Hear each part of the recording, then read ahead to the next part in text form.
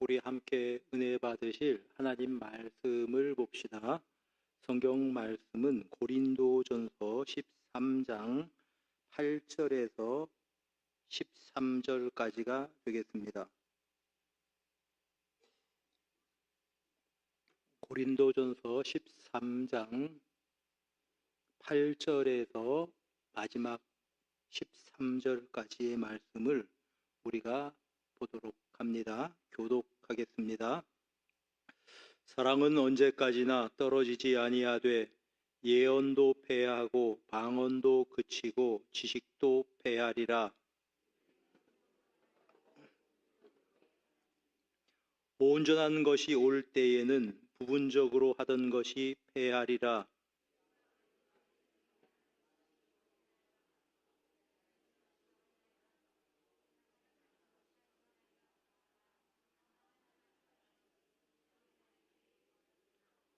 우리가 지금은 거울로 보는 것 같이 희미하나 그때에는 얼굴과 얼굴을 대하여 볼 것이요.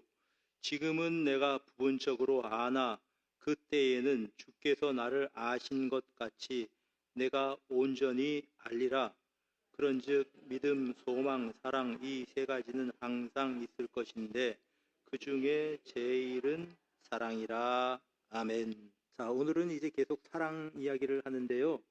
오늘이 이제 사랑에 대해서 설교한 지가 6번째 설교가 됩니다. 그리고 오늘이 이제 고린도전서 13장 마지막 설교예요. 그 다음에 이제 다른 데로 넘어가는데 고린도전서 12장으로 다시 갈까 아니면 좀 다른 부분을 설교를 할까 지금 생각 중에 있습니다. 자, 오늘은 8절부터 13절까지 사랑은 영원합니다. 혹은 사랑은 불변합니다. 변함이 없습니다. 그런 내용으로 말씀을 전하려고 합니다. 먼저 8절을 보세요. 사랑은 언제까지나 떨어지지 아니하되 이렇게 되어 있죠. 여기서 떨어진다라고 하는 말은 이 표현 그대로 나무 이파리가 나무에서 떨어진다, 낙엽이 떨어진다, 혹은 낙엽이 시든다라고 할 때 쓰는 그런 단어입니다. 낙엽이 그 가을이 되면 시들어 버리죠. 또는 무대에서 그 배우가 사라진다 할 때도 쓰는 단어입니다. 막 어느 한순간에 막 사람들이 정말 새로운 스타가 탄생했어요. 그리고 박수갈채를 보내다가 어느 정도 시간이 지나면 대중들의 그런 관심은 계속 옮겨가니까요. 식상하니까 관심이 뜸해집니다. 그러면 그 사람은 배역을 잘 받지도 못하고 이제 시들어가는 거죠. 그런 모습을 의미할 때 쓰는 단어가 떨어진다 그런 단어입니다. 그런데 사랑은 떨어지지 않는다라고 말씀을 합니다. 사랑은 변하지 않는다 그러한 뜻입니다. 여러분, 초시간적인 가치가 있는 것이 사랑입니다. 모든 것들은 가치가 시간이 지나면 변합니다. 자, 여러분, 세계에서 가장 사람들이 강한 화폐 혹은 신용할 수 있는 화폐가 어느 나라 화폐입니까? 미국의 달러화죠. 달러를 가지면 저 북한에 가서도 달러를 가지고 물건을 사고 통용할 수 있어요. 어느 나라든지 가면 달러를 가지면 다 통용할 수 있습니다. 그런데 이 달러도 지금 전쟁이 일어났지 않습니까? 이란하고 전쟁이 일어나고 뭐 석유 유가가 변동이 생기고 이런 일들이 있으면 달러화도 약해질 수가 있습니다. 자, 그렇게 되면 사람들은 달러를 팔아서 금을 사려고 하죠. 그래서 금값이 얼마나 올랐는지 모릅니다. 금 한 돈에 뭐 80만 원, 90만 원, 거의 100만 원까지 그 정도까지 작년 연말에 보면요. 그 정도까지 됐습니다. 지금은 모르겠어요. 자, 이게 뭐냐 하면 시간이 지나면 이 달러화의 가치도 변동된다라는 거죠. 그런 것이 우리 주변에 있는 것들입니다. 그런데 사랑은 떨어지지 않는다. 사랑은 언제까지나 시간적으로 영원히 떨어지지 않는 것이 사랑이다 라고 우리에게 가르쳐 주는 것입니다. 자, 8절 계속 보면 이 떨어질 것들의 가치, 떨어질 것들의 목록에 대해서 말씀을 합니다. 예언도 패하고 방언도 그치고 지식도 패하리라. 예언, 방언, 지식은 패한다 그렇게 말합니다. 여기서 또 패한다고 하는 단어는 떨어진다는 거하고는 약간 다른 단어인데 여기서 패한다고 하는 말은 기능이 정지된다 그런 뜻입니다. 기능이 정지된다, 효력이 정지된다, 혹은 제거된다 그런 뜻입니다. 시간이 지나면 떨어집니다. 시들어져요. 그리고 시간이 지나면 패합니다. 기능이 정지됩니다. 어떤 것들이?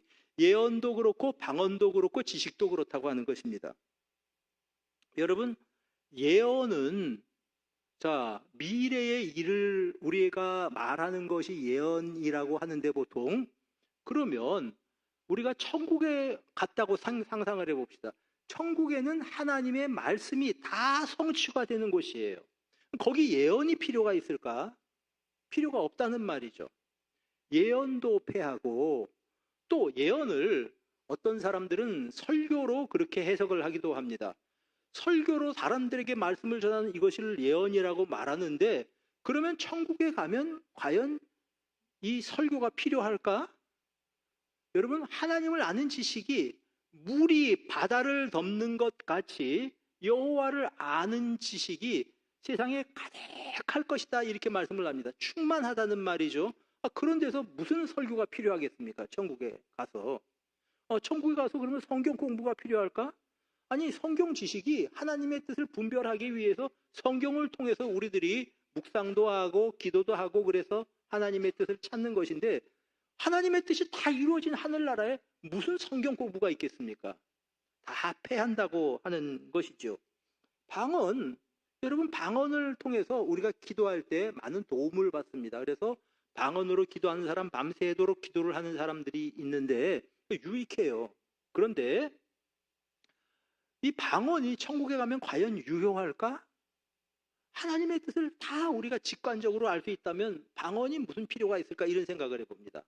어떤 사람들은 이 방언을 바벨탑 사건과 연결해서 다른 나라 사람들의 언어를 알아들을 수 있는 그러한 능력, 성령의 능력을 방언으로 해석을 하기도 합니다. 자, 그러면 지금은 바벨탑 사건 이후로 우리가 언어가 나누어져서 다른 나라 사람들과 우리가 소통을 못합니다. 그런데 그때가 되면 이 인간의 죄 때문에 나누어진 이런 언어의 그 분리가 없어진다고 한다면 여러분 천국에서 외국어 공부를 하고 어학 연수를 가고 이런 것이 무슨 의미가 있겠습니까? 다 소통이 될 텐데요. 그러니까 예언도 방언도 지식도 패한다고 하는 거죠. 기능이 정지된다고 하는 것입니다. 저 하늘나라에서는요. 그런데 사랑은 언제까지든지 떨어지지 않는다. 효력이 그치지 않는다. 이렇게 말씀을 합니다. 여러분, 인간의 지식이 얼마나 부족한지 모릅니다. 자, 9절 보세요. 우리는 부분적으로 알고 우리가 아는 게 부분적이래요. 부분적으로 예언한다. 그렇게 말씀을 합니다. 온전한 것이 올 때는 부분적으로 하던 것이 패하리라. 우리가 지금 알고 있는 것들, 우리들이 이제 이 예언하는 것들, 우리가 성경을 아는 것들 다 부분적이라고 하는 것입니다. 그런데 온전한 것이 올 날이 있다고 하는 말입니다. 그때가 되면 지금 우리가 아는 것들은 다 기능이 멈추어질 것이라는 거죠. 정지될 것이라고 하는 것입니다. 여러분, 인간의 지식이 얼마나 불완전합니까? 기상 관측 시설이 발달하고 슈퍼컴퓨터가 어떤 기상을 예상한다고 해도 여러분 사실 그것이 정확하게 모든 기상을 다 맞출 수는 없지 않습니까? 사실 요즘은 일기예보가 정확해졌어요. 그래서 쭉 시간 예보를 보고 오후 2시에 만약에 비가 온다 이런 예보를 보면 진짜 2시쯤 되면 비가 오더라고요. 그만큼 정확해졌습니다. 그렇다고 해서 인간의 이 지식이 태풍 경로를 정확하게 다 알 수 있냐? 알지 못합니다. 자, 의학이 점점 발달합니다. 그래서 수많은 어떤 의학 지식들을 우리가 알 수 있고 그리고 이제 우리가 인공지능을 통해서 하다못해 휴대폰을 눌러서 어디 아픈 증상을 이야기하면 이런 거는 대략 무슨 병일 거다. 여러분, 병원에 안 가도 문진을 통해서 휴대전화 문진, 제미나이가 다 알려줘요. 자, 그런데 그러면 인간의 의술이 이렇게 발달한다고 해서 모든 병을 극복할 수 있을까? 천만의 말씀입니다. 여러분, 불과 몇 년 전에 코로나19 사태를 겪었잖아요. 코로나19 듣도 보도 못한 바이러스가 생겼대요. 이것들이 아주 이 바이러스가 뭐 온 세계를 갖다가 활짝 뒤집어 놓았고 우리들 예배도 드리는데 인원 제한을 했잖아요 그때. 아무리 인간의 의술이 발달해도 병보다 앞서가지는 못하는 것이 의술인 것 같습니다. 불완전해요. 이 모든 것들이 일시적인 것이고 지나가는 것들 뿐입니다. 여러분 젊음도 지나갑니다. 그리고 아름다움도 지나갑니다. 나이가 들면 아무래도 나이 든 티가 나요. 이게 제가 나이 들었다는 걸 언제 아냐면 옛날에 찍었던 사진, 50대 때 찍었던 사진 혹은 40대 때 찍었던 사진을 보면 매일 거울을 보니까 저는 나이가 드는 걸 잘 모르거든요. 그때 사진을 보면 내가 나이가 젊은 날이 있었구나 그러고 한번 웃어요. 또 어떤 때는 보면은 여기 보니까는 이게 어른들이 많이 계신데 이제 이런 얘기하기가 좀 그런데 어떤 때 보면은 목에 이렇게 좀 이렇게 힘이 없어졌거든. 내가 나이가 들긴 들었나 보다 이런 생각을 합니다. 젊음도 시간이 지나면 사라지고 아름다움도 사라지고 나이가 들면 육신도 연약해지는 것이 인간입니다. 세상을 호령하던 그러한 이 독재자들, 통치자들도 결국은 죽음을 극복하지 못했습니다. 수많은 재물을 쌓아두었다고 한들 그 재물을 천국에까지 가져갈 수 있는 사람이 있을까요? 천만의 말씀입니다. 그건 다 이 땅에 사는 동안에 잠시 사용하는 것들이고 잠시 내게 주어진 것들일 뿐입니다.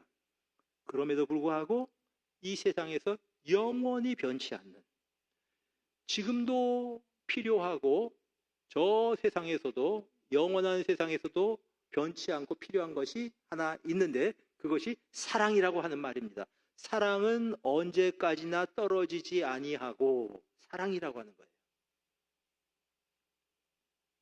사랑의 자취만이 영원합니다. 자, 우리 주님께서 우리 해운대 중일교회를 보면서 너희들 얼마나 큰 건물 지었니? 이렇게 물어보실까요? 아니면 너희들이 이 세상에 있으면서 일을 얼마나 많이 했니? 그렇게 물어보실까? 한번 또 의문을 가져봐요. 그런데 우리에게 이렇게 물으실지 모른다는 생각을 해요. 너희가 정말 사랑했니? 너희가 정말 사랑하고 살았니? 자, 우리가 교회에서 많은 일들을 했고 헌금을 했습니다. 중요한 일이지요.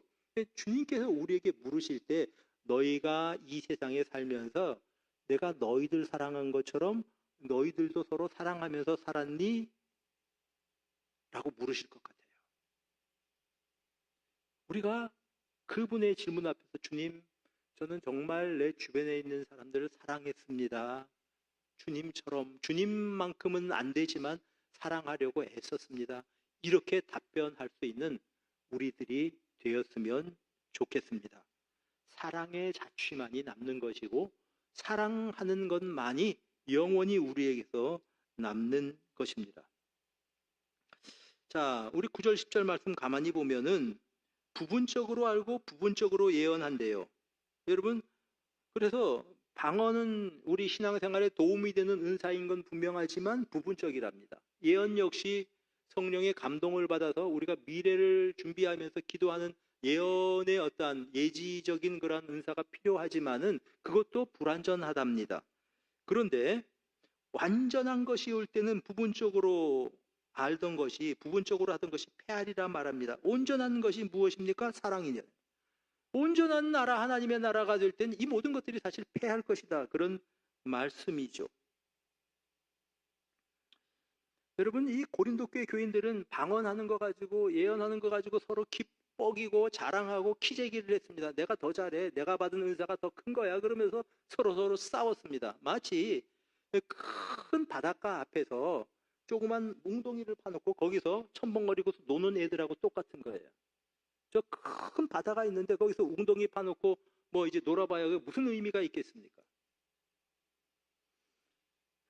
이 대학에서 수학을 전공한 어떤 학생이 졸업 여행으로 여기저기 세계를 다녀보았다고 합니다. 이제 그 청년이 어떤 산속에 있는 정자에서 잠깐 쉬게 되었대요. 그래서 거기서 우연히 어떤 노신사를 만나서 대화를 하게 되었답니다. 자기가 수학을 전공했으니까 수학에 대한 이야기를 좀 이렇게 이제 서로 나누게 되었답니다. 그 노신사가 질문하더래요. 자네는 수학을 이제 어느 정도 공부를 했습니까? 공부를 했나? 이렇게 묻더래요. 그랬더니 나는 수학을 정복했습니다. 그랬대요. 왜냐하면 수학을 전공했으니까. 대학 수학과 전공이에요. 그렇게 대답을 했답니다. 그래서 이제 물었답니다. 아이, 선생님은 수학을 어디까지 공부하셨습니까? 그랬더니 나는 수학을 조금 깨닫기 시작했다네. 이렇게 답변을 했어요. 그래서 계속 얘기를 하다 보니까 이 청년이, 수학을 전공한 청년이, 이 나이 드신 노신사가 수학의 지식이, 수학에서 가지고 있는 어떤 그런 지식이 탁월하다는 사실을 발견했습니다. 이 사람 보통 사람이 아닌데 이 사람 수학에 대해서 이런 이야기를 할 줄 안단 말이야. 이런 정리를 이 사람이 나한테 설명을 해준단 말이야. 그래서 놀랐습니다. 그래서 한번 물어봤어요. 선생님 실례지만 혹시 선생님 성함이 어떻게 되십니까? 이렇게 물었대요. 그랬더니 그 노신사가 이렇게 답변을 합니다. 내 이름은 알프레드 노스 헤드라네. 여러분, 이 화이트헤드라고 하는 사람이 어떤 사람인가 하면요, 이제 영국 사람인데 영국에서 수학 교수로 있었기도 했었고 또 이제 철학도 해서 철학 교수로 있었습니다. 그리고 나중에는 하버드에서 철학 교수로 있던 사람이에요. 그 사람이, 화이트헤드가. 그 이름을 듣고 수학 전공한 사람이 모를 리가 없잖아요. 화이트헤드, 당대의 최고의 수학자였습니다. 깜짝 놀랐답니다. 얼마나 부끄러웠겠습니까? 자네 수학을 좀 공부를 했는 것 같은데 어느 정도 공부를 했나? 그랬더니 나는 수학을 정복했습니다. 그랬어요. 그게 누구 앞에서? 화이트헤드 앞에서. 말하자면 저 박사학위 받은 사람 앞에서 초등학생이 나도 책 읽을 줄 안다고 자랑한 거하고 똑같은 셈이에요. 얼마나 부끄러웠겠습니까? 여러분, 우리가 안다고 하는 것이 얼마나 보잘것없는 그러한 지식이겠습니까? 우리가 촛불을 한밤에 켜놓고 촛불이 참 밝다. 그 주변에 사람들이 모여듭니다. 그런데 동쪽에서 해가 뜨면, 이쪽이 동쪽이죠. 동쪽에서 해가 떠오르면 여러분, 그 촛불이 앞만 밝아도 의미가 없는 것입니다. 우리가 세상에서 자랑하는 이 대단한 것들도 하나님의 온전하신 사랑이 우리에게 나타날 때는 아무것도 의미가 없는 것이 되고 말 것입니다. 하늘나라에서도 우리는 하나님을 찬양할 것입니다. 하늘나라에서도 예배를 드릴 것입니다. 근데 지금처럼 예배를 안 드릴 거예요. 저 하늘나라에서는 성가대원들 모여서 내 파트로 모여라. 그 다음에 이제 각 파트 연습해라. 그리고 지휘자가 막 이제 화음을 이제 서로 섞고. 여러분, 천국에는 그런 거 안 할 거예요. 걱정하지 마세요. 나 천국에는 죽어도 성가대는 못하겠다. 왜냐하면 나는 음하고는 거리가 멀다. 나는 콩나물 대가리하고는 좀 멀다. 걱정하지 마세요. 하나님 다 알고 계십니다. 점심 먹을 때 어떤 분이 그런 얘기를 하셔요. 젊을 땐 목소리가 참 고왔는데, 죄송합니다. 고왔는데 나이가 드니까 목소리가 옛날만큼 안 나온대요. 안타깝잖아요. 사실 그렇거든요. 우리가 젊은 때처럼 소리가 곱게 쫙쫙 나온다면 얼마나 좋을까요? 아니면 우렁차게 나온다면. 그러니까 남자들도 마찬가지죠. 나이가 들면 소리가 쇳소리가 나게 되죠. 이제 나이 든 소리가 난다는 말입니다. 참 얼마나 안타까울까요? 그런데 하나님께서는 우리 목소리 이전에 우리의 마음에 담겨져 있는 하나님 사랑하는 마음을 다 읽고 계시는 분입니다. 그래서 천국에서는 하나님을 찬양하는데 지금처럼 찬양을 안 해도 다 들으시고 다 하나님께서 우리의 예배를 받으실 줄로 믿습니다. 우리가 가슴이 터질 듯한 마음으로 하나님이 우리를 사랑하셨기 때문에 그 하나님과 직접 대면하면서, 지금은 우리가 거울을 보는 것처럼 희미하게 보지만 우리가 얼굴과 얼굴을 맞대고 보는 것처럼 하나님을 알게 될 것이고, 그 하나님의 사랑을 우리들이 느낄 수 있게 된 그 나라에 간다고 한다면 우리가 지금까지 가지고 있던 것들이 사실은 다 의미가 없는 것이지요. 그런데 그 하늘나라에서도 우리가 여전히 유지하고 있을 것이 있는데 그것이 사랑이라고 하는 것입니다. 사랑하는 여러분,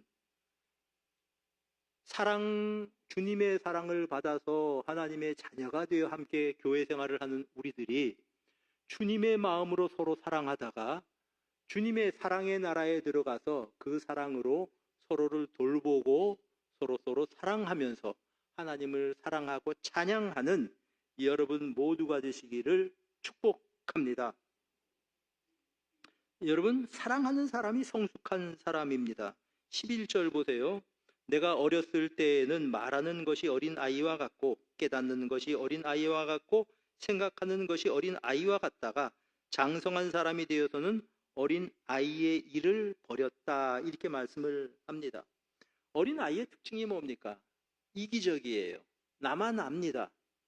나 중심으로 움직여요. 부모님이 뭐 힘들고 어렵고 그러니까 어린 아이들은 생각도 못해요. 아니 우는 것밖에 못하는 아기들은 그냥 무조건 나한테 문제가 생기면 무조건 울고 봅니다. 근데 참 신기한 게요.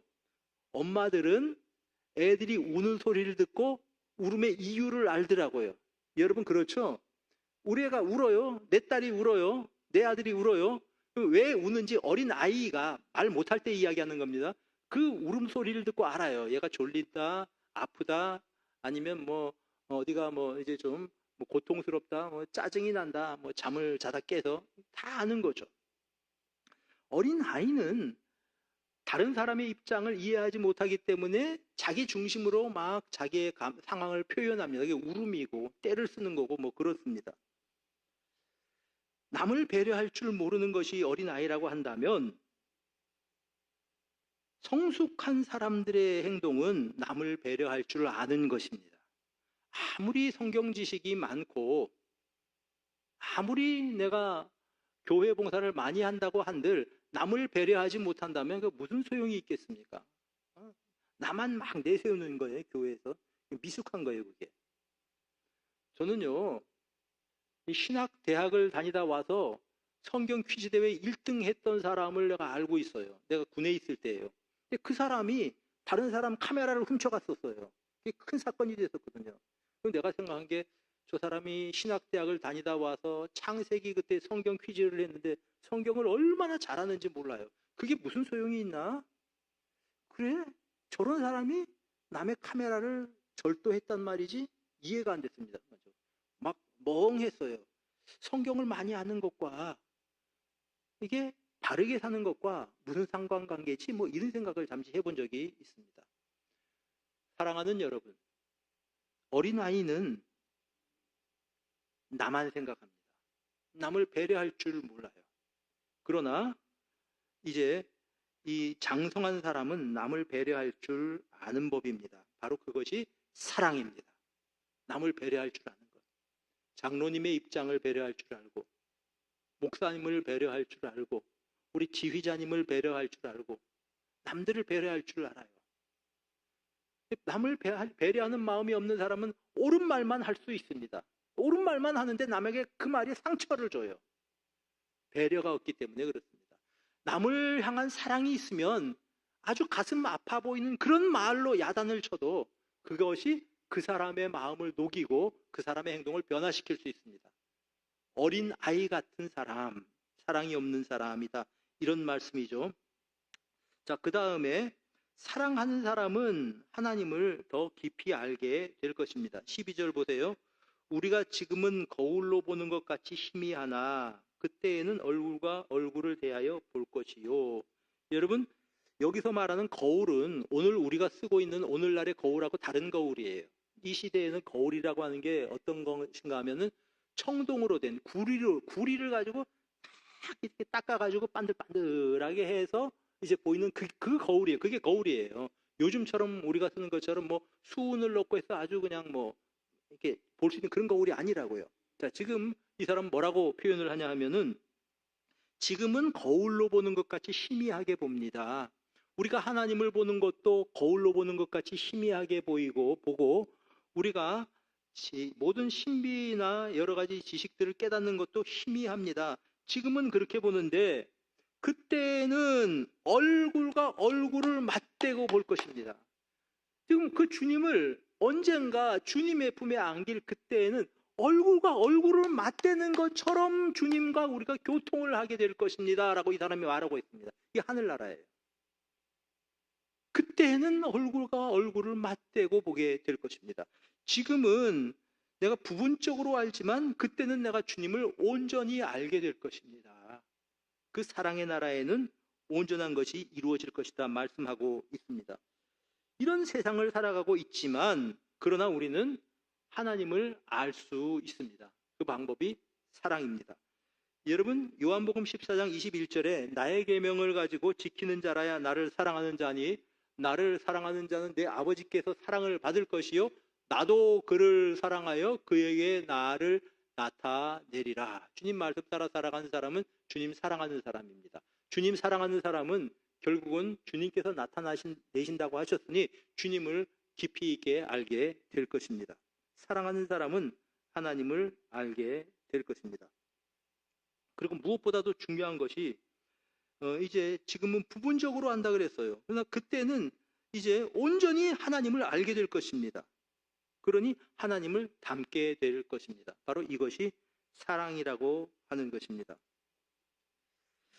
여러분, 이제 이야기 하나만 하고 설교를 마무리하려고 합니다. 사랑하는 사람은 하나님을 배우고 하나님을 닮아가는 거죠. 여러분 잘 아는 소설입니다. 이거 이제 큰 바위 얼굴이라고 하는 소설을 아실 겁니다. 미국의 단편 소설, 그 소설가인 나다나엘 호돈이라고 하는 사람이 쓴 큰 바위 얼굴이라고 하는 소설이 있습니다. 미국의 어느 지역에 이제 그 산에 큰 바위로 만든 그런 얼굴처럼 보이는 그런 바위가 있는 지역에 살고 있었던 마을이 있었습니다. 그 마을 사람들에게 전설이 내려오고 있는데 언젠가 우리 마을 출신 중에서 저 큰 바위 얼굴처럼 참 인자하고 그렇게 귀한 사람이 나타나서 이제 우리를 가르쳐주고 이 마을 사람들에게 나타나게 될 것이다. 그 사람이 언젠가 우리 마을에 나타날 것이다. 이렇게 사람들이 생각을 했습니다. 근데 그 어떤 여자분이 자기 아들에게 이 이야기를 해줬어요. 저 얼굴 보이지? 저 큰 바위 얼굴 같은 위대한 사람이 우리 마을에서 자란 사람이 나타날 거야. 그런 사람이 틀림없이 나타날 거야. 한번 기다려봐.